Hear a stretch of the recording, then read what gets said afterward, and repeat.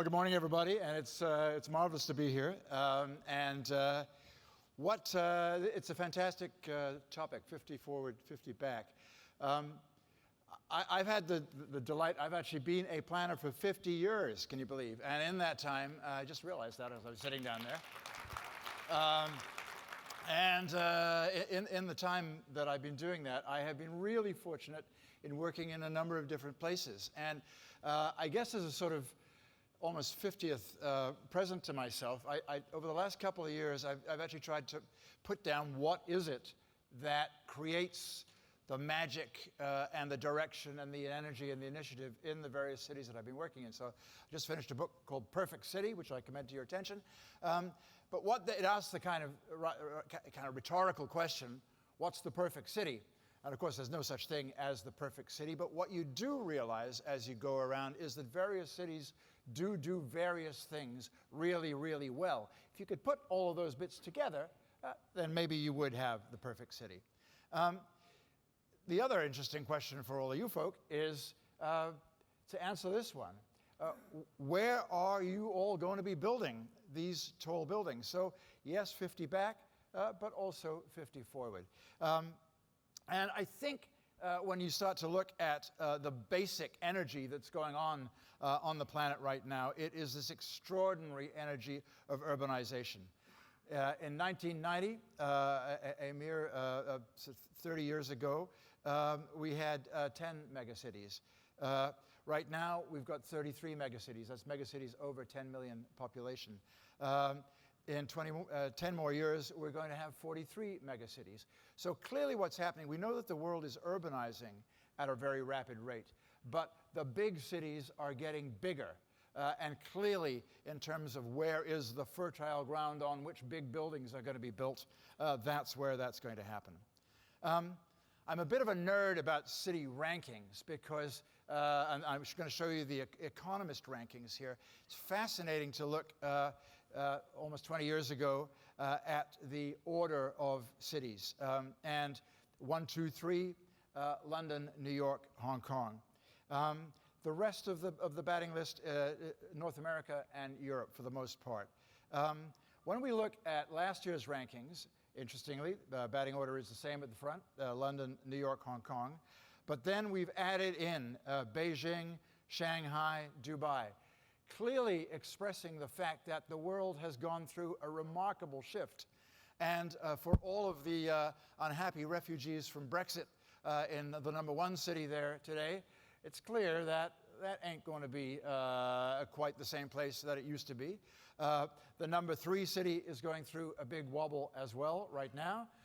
And so this listing is very dynamic. Ultimately, it's the obvious statement to be made, but it's economic performance that builds buildings. It's the economic health of a city that produces the high-rises. And so the economic stature of your city is going to be absolutely fundamental.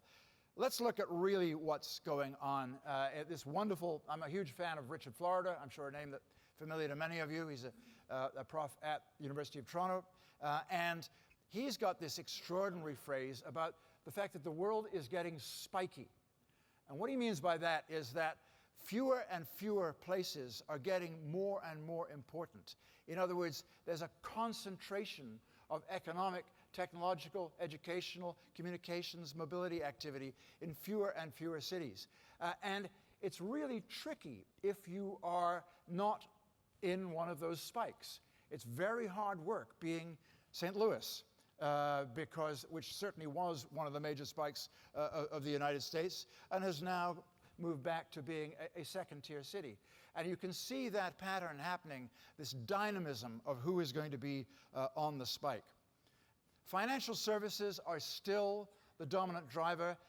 It's fascinating to look at the global leaders in financial services, City of London Global Financial Index. And again, there we have the top 3. So even though the Economist index is much broader, it's still that is what's driving the economy. Is that going to be what drives the future economy? Well, maybe, maybe not. You know, a lot of the financial services could sort of disappear into a fintech algorithm and not require quite as much office space as it used to. Canary Wharf, which we were just talking about before, when it started off, was entirely banks. Now, my understanding is it's about 2/3 financial services. So there's this very, fintech. There's this very significant change going on. And also, clearly, that listing itself is highly dynamic. Anybody know what this is? Terminal 5 at Shanghai Airport. The final speaker of the day, my fellow Canadian, Moshe Safdie, designed this. Interestingly, what seems to be, when you look at the analysis, the second most important driver of urban success is connectivity. Of course, one is connected to the other. But it's interesting to see how, when you look at the most connected airports listing, which places can you fly to from which other places, the top ones are the ones you might expect. My hometown of Toronto gets in there very significantly as well. And obviously then you move into interesting Asian airports. Why that's important is because essentially business, trade, particularly the higher order business and trade, is essentially now international. Those are the people who work in your tall buildings, and they need to get to see each other. And so when you look at airport growth, again, interestingly there, I'm doing a little bit of a plug for Toronto. I hope you'll all go on the Toronto tour. But it's fascinating that Toronto is a fascinating city because it's grown from really nowhere to being a global city in the last 30 years. And again, it's airport connectivity, airport passenger growth that is one of the huge drivers. The other absolutely fundamental driver of the urban economy is high quality education. Again, we've all seen the rankings that various Times Higher Education Supplement, the Shanghai Index of universities. Why are these so important, and why any universities, all of you who I'm sure have worked for universities, they are absolutely determined to raise their position in the rankings. Why is that? Basically because that's increasingly where they get their foundation funding from, but also to a huge extent where they get their high-value students from. The supply of 17 and 18-year-olds going into American universities is drying up.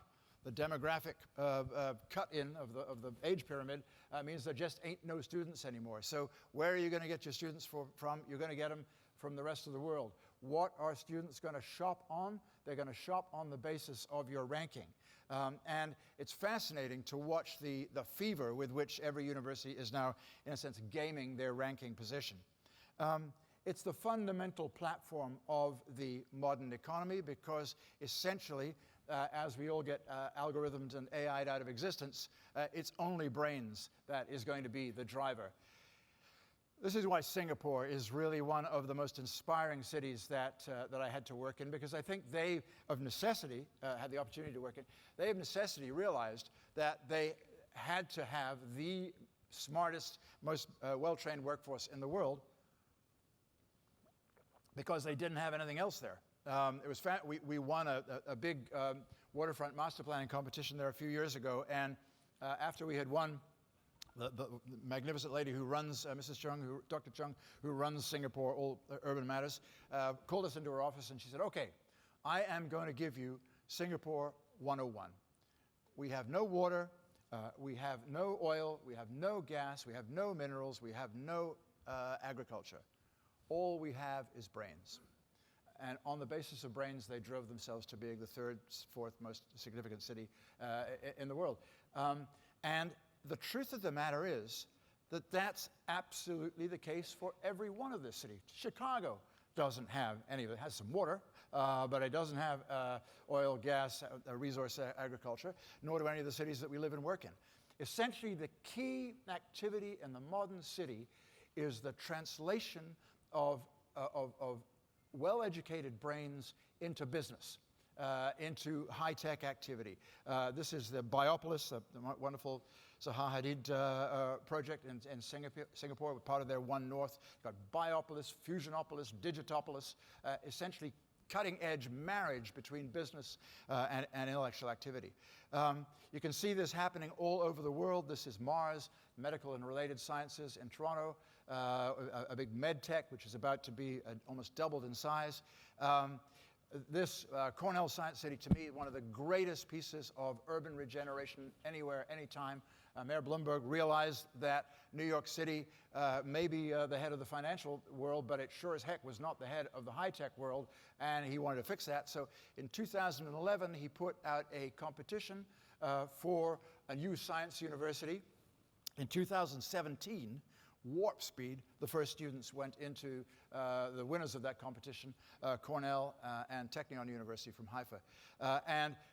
That is, I think, if you want the poster child of the way the modern city has to perform, this is it. Lots of other examples. Imperial College, the UK's tech university, has just developed exactly the same thing, just West London. It's a place I strongly recommend. You all need a reason to go to Paris. And this is an old railway station goods yard, just part of the Rive Gauche project back of Austerlitz Station, which has, again, got turned into one of these machines where brains meets business meets money. That is essentially, these are pictures of the core drivers of the modern city.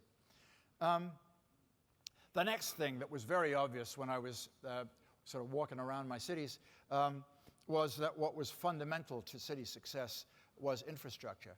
And here, frankly, older Western cities have lost the plot. Second Avenue line, the Queen Elizabeth line, the endless messing in Toronto about never building anything. We can't do this anymore, it seems. The example is set to us. This very familiar to most of you, I think. This is Pudong in 1994, and 20 years later, what we have is that. 20 years, okay? That is extraordinary. How did that happen? Because when that first slide was up there, there were no subways in Singapore.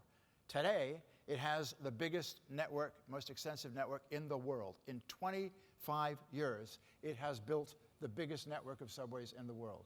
Okay.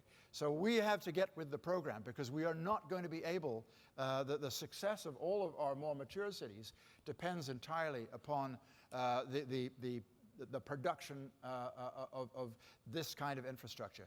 We all know, yes, that infrastructure is going to move incredibly in the next while towards new forms of mobility. But the old-fashioned stuff, the heavy rail stuff, will still form the skeleton of that. So there, again, Pudong in 2014, quite extraordinary. The next kind of piece of the chemistry of the perfect city was the whole notion of livability. And again, I teach at the University of Toronto, and I have the students dig up every single ranking they can, so I thank them for all these rankings we're going to get here. But there we have, this is the PricewaterhouseCoopers Livable Cities Index. And what's fascinating is very different gang here from the ones we saw before. We're the sole exception of the perfect Toronto. What's going on here is essentially, if you look at what we've got, are what I will call Commonwealth and Scandinavian cities. And they are clearly the cities now that have got some kind of ability to provide livability, public living space, public environments, and that is part of the chemistry. If you think that the world is going to get more and more wobbly as we go forward, and there's certainly some evidence to suggest that, then livability is going to become an absolutely fundamental part of the offering of the city in which tall buildings are going to be built. Phrase I used to like to use is the soft city is as important as the hard city. This slide here expresses exactly the danger that we are running into in the, what you might call, financial services, education, tech-driven city. the danger of inequality. And in most cities in the world, the level of inequality is rising, and internal inequality. And also when you do the wonderful Gini coefficient, which is the standard measure of inequality. One of my marvelous students told me that the Gini coefficient, I always thought Gini was an acronym, but actually there was a Visconti Gini who invented this. And essentially he said, what's the spread of income? A low spread has a low coefficient, a high spread has a high coefficient. So the US cities have a pretty high coefficient of inequality, up around 0.5, 0.6. European cities, Scandinavian cities tend to be 0.3, 0.4. Asian cities are up at the high end of the scale as well. Why is this critical? Is because essentially what generates instability in cities is inequality. So we have got to be just as worried about what we're doing in tall buildings, when essentially what you have here is a parking lot for the filthy rich. Essentially, is this essentially what we want our future cities to look like? Big worry. Now, you don't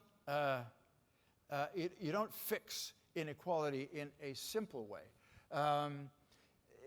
There's a phrase in the Canadian Constitution called peace, order, and good government, which is the equivalent of life, liberty, and the pursuit of happiness. Peter boilerplate. It's actually also in the Australian and the South African and various other constitutions. The British left us all that.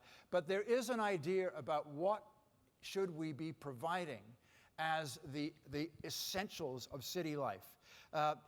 Good publicly accessible schools are essential. The part of the reason for this is because essentially we now live in immigrant cities. All of it. New York City is 1/3 immigrant. London is 1/3 immigrant. Toronto is actually approaching about half immigrant. The process of immigrant acculturation is absolutely fundamental, and the key factor in that is a good school system. It's also a good library system. It's fascinating to me. Chicago is a great city for libraries, one of the foundational cities for libraries in the world. Many cities have forgotten what the heck the use of a library is. The use of a library, essentially, if you transform it into the digital age, is a place where everybody has access to information in a quiet and safe space.